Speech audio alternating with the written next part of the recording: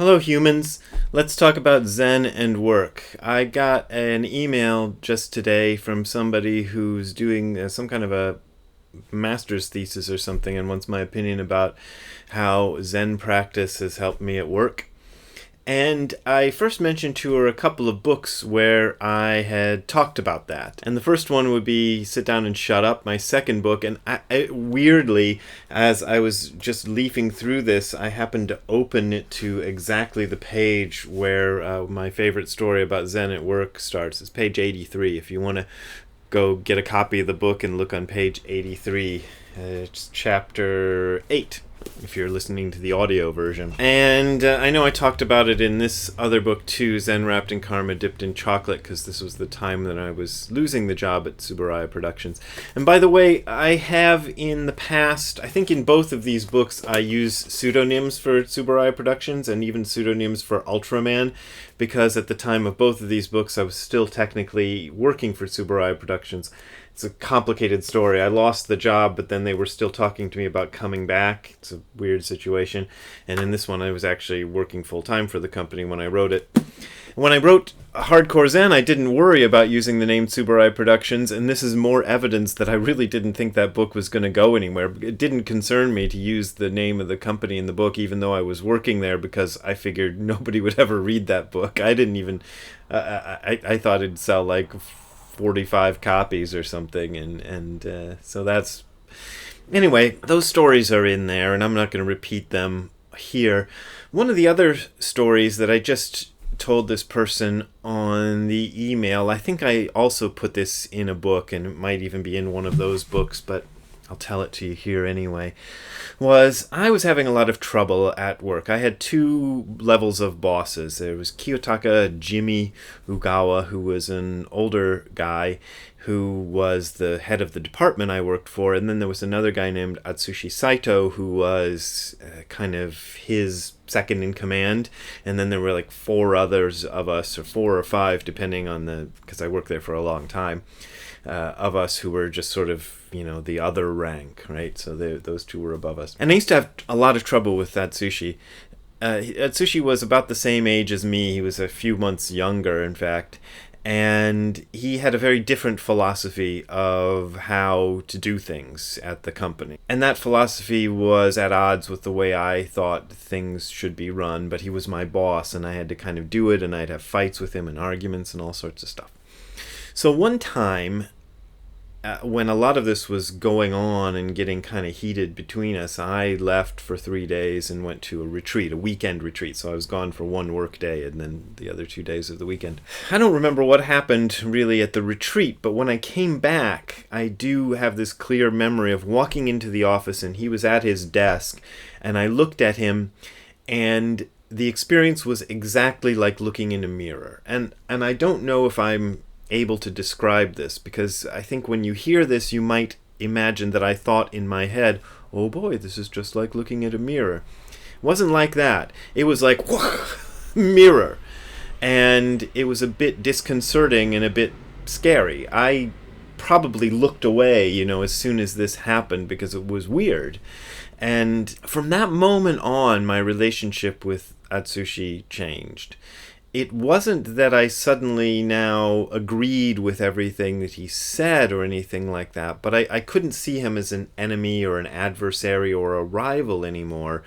It was more like the conflicts we had changed from being the conflicts of two distinct individuals to something more along the lines of an internal conflict that one has with oneself. Like, I want to eat the cake, but I know I should stay on my diet. That kind of conflict.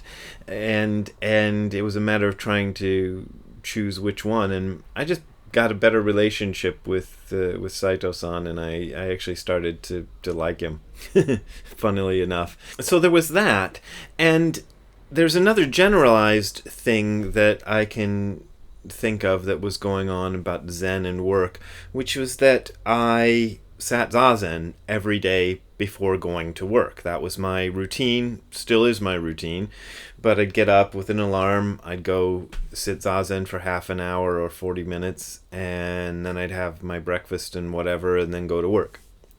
So this meant that every day I was, whether I was trying to or not, taking stock of myself. Now, Zazen is undirected, so you're not actually trying to take stock of yourself. But sitting there quietly, you will, whether you want to or not, get a sense of where you're at that moment and that day.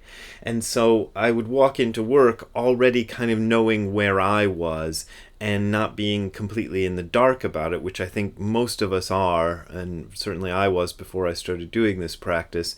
You kind of come in and whatever's whirling around in your head just kind of can spew out. Now, the fact that I did Zazen every day doesn't mean I was 100% aware or like totally chill with everything that was going on in my head. But it did mean I had more of an awareness of it than probably most people do when they're interacting with others at, in a given time and place and whatever. I feel like generally the Zen practice was a tremendous help in getting me through that job.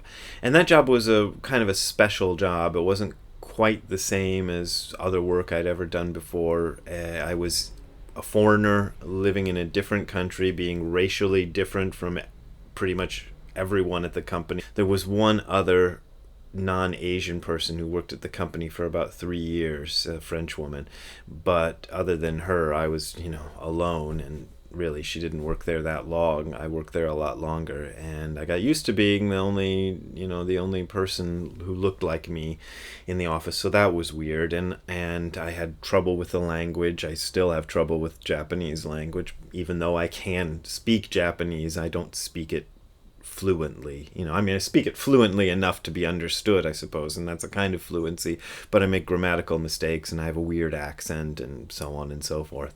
So that was difficult. So probably without Zazen practice, I would not have been able to manage that job at all. Certainly the previous person who had my position, another American, lasted 3 years, and like I said, that French woman lasted about 3 years. I probably would have lasted at maximum 3 years had I not done this practice, because it enabled me to kind of see through some of the stuff. It's like when the emotions start churning. Well, it depends on the emotion, because you can still get emotional even if you've practiced Zazen for years and years, and I'm a perfect example of that. But it's less likely. There is a higher threshold to meet before things bubble over, and it you become able to kind of see, oh, that's going on now. Do I respond to it, or can I just let it go? Also, the idea of conflict between sort of ranks becomes less important, I think.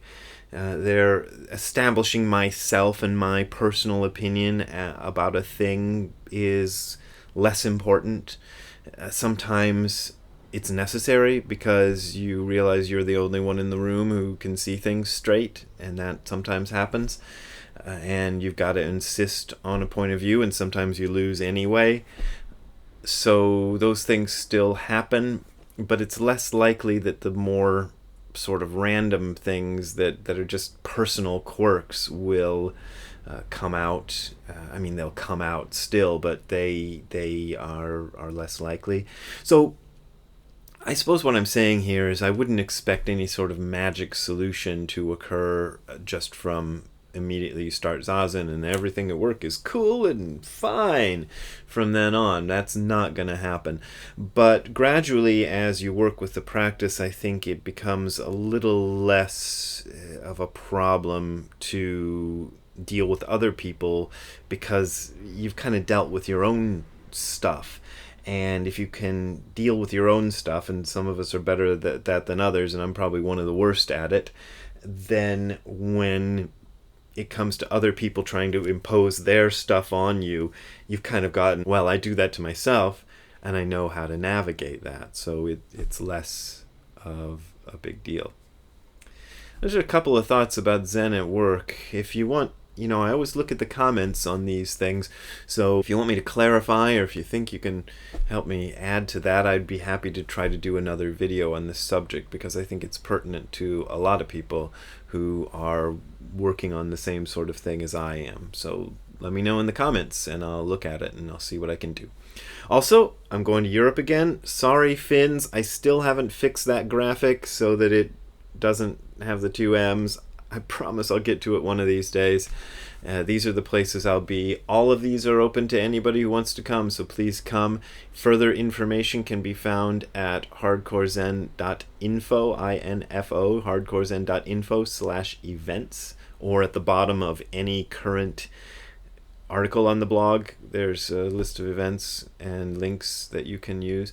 Also, still depending on your PayPal and Patreon donations, so those are below, the links for those. Send me some money if you want, or not, it's fine.